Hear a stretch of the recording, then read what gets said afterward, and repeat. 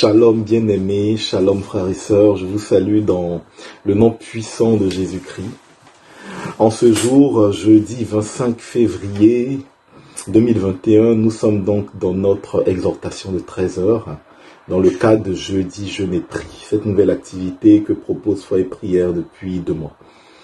Et donc nous savons, comme on le dit tous les jeudis, nous ne nous nourrissons pas que de la nourriture, mais nous jeûnons, notamment dans ce temps de carême, et nous savons que nous avons une autre nourriture, une nourriture spirituelle, qui est la parole de Dieu. Et en ce jour, la première lecture de ce jour nous propose justement une nourriture excellente, une nourriture solide qu'on retrouve dans le livre d'Esther, au chapitre 4, au verset 17. Alors c'est dans ce qu'on appelle la Néo-Vulgate qu'on retrouve cette version que je vais vous lire. Lecture donc du livre d'Esther. En ce jour-là, la reine Esther, dans l'angoisse mortelle qui l'étreignait, chercha un refuge auprès du Seigneur. Se prosternant à terre avec ses servantes du matin jusqu'au soir, elle disait: Dieu d'Abraham, Dieu d'Isaac, Dieu de Jacob, tu es béni. Viens à mon secours, car je suis seul, et je n'ai pas d'autre défenseur que toi, Seigneur. Car je vais jouer avec le danger. Dans les livres de mes ancêtres, Seigneur, j'ai appris que tous ceux qui te plaisent, tu les libères pour toujours, Seigneur. Et maintenant, aide-moi, car je suis solitaire, et je n'ai que toi, Seigneur mon Dieu. Maintenant, viens me secourir, car je suis orpheline, et mets sur mes lèvres le langage harmonieux. Quand je serai en présence de ce lion, fais que je trouve grâce devant lui, et change son cœur, qu'il se mette à détester celui qui nous combat, et qu'il détruise tous ses partisans, et nous libère de la main de nos ennemis. Rends-nous la joie après la détresse, et le bien-être après la souffrance. Parole du Seigneur notre Dieu. Waouh, ce texte, il est merveilleux. Et il me donne l'opportunité de parler d'un sujet très important. Un sujet d'ailleurs qu'a vécu dans sa chair la reine Esther, qu'on appelle le fait d'avoir la parole qui prend chair en nous. La parole de Dieu doit, bien-aimé de Dieu, prendre chair en toi et en moi. Ça, c'est quelque chose de fondamental. On peut se questionner en se disant, mais cette reine d'Esther, pourquoi mettre sa vie en danger? On sait très bien l'histoire.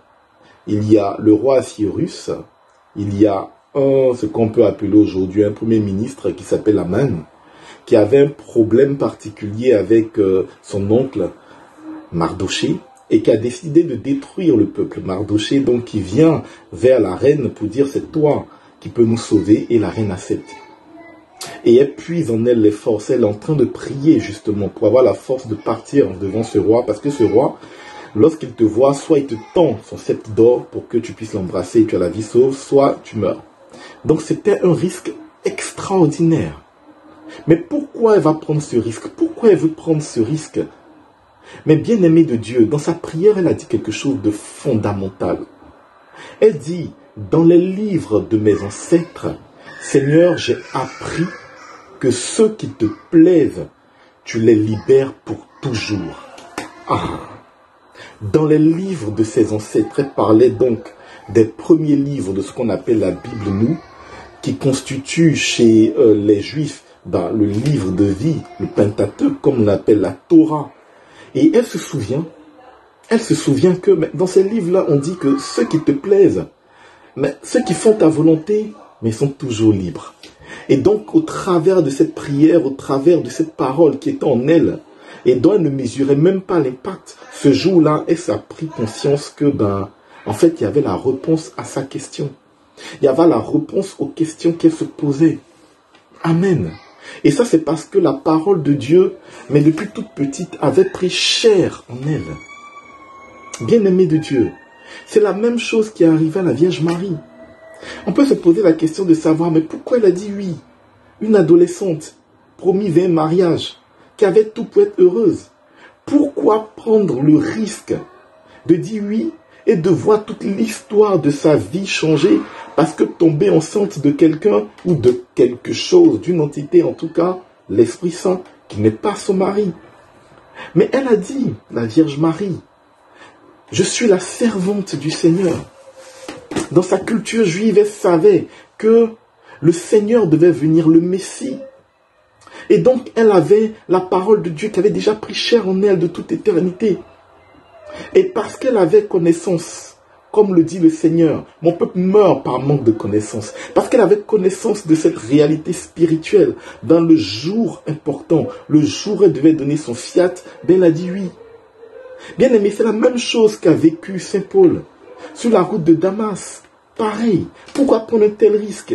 Lui qui était connu parmi les pharisiens comme le plus grand des persécuteurs, c'est-à-dire le plus zélé.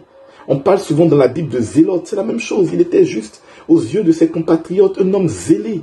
Pourquoi prendre le risque de tout abandonner, de tout perdre et de mettre sa vie en danger pour le Christ? Mais parce qu'il avait appris au pied de Gamaliel et sûrement de d'autres personnes, dans sa culture juive, que le Messie devait venir, il devait sauver le monde, il devait sauver l'humanité. Mais c'était en lui. Cette parole avait pris chair en lui, bien-aimé de Dieu. Cette parole avait pris chair en lui. La parole de Dieu pour nous sauver. Le jour où nous devons dire notre oui, le jour où nous devons faire le choix décisif de notre vie, la parole de Dieu doit d'abord et avant tout prendre chair en nous pour que le jour J, le jour de notre jour, comme on dit dans un pays que je connais bien, le jour J, nous puissions dire oui au Seigneur. Et je voudrais me faire souvenance en ce jour-là, lorsque j'étais enfant et que je partais à la catéchèse, il y avait une série télévisée qui tombait à la même heure que la catéchèse et qui s'appelait Supercopter.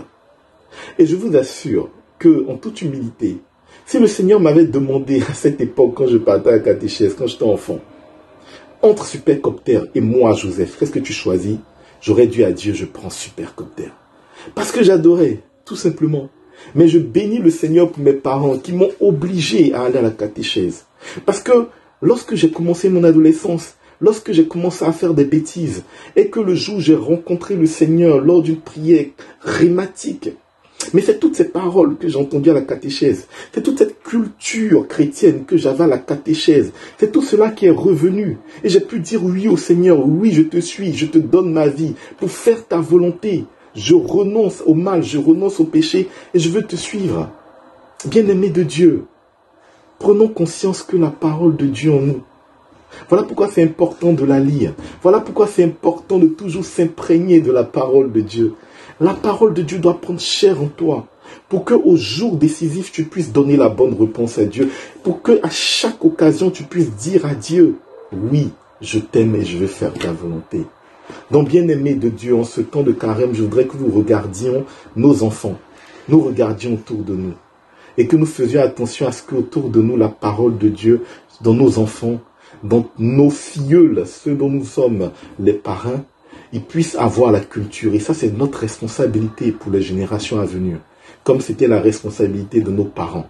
Nous devons être les passeurs de cette parole qui doit prendre chair en nous, comme l'a été la reine Esther.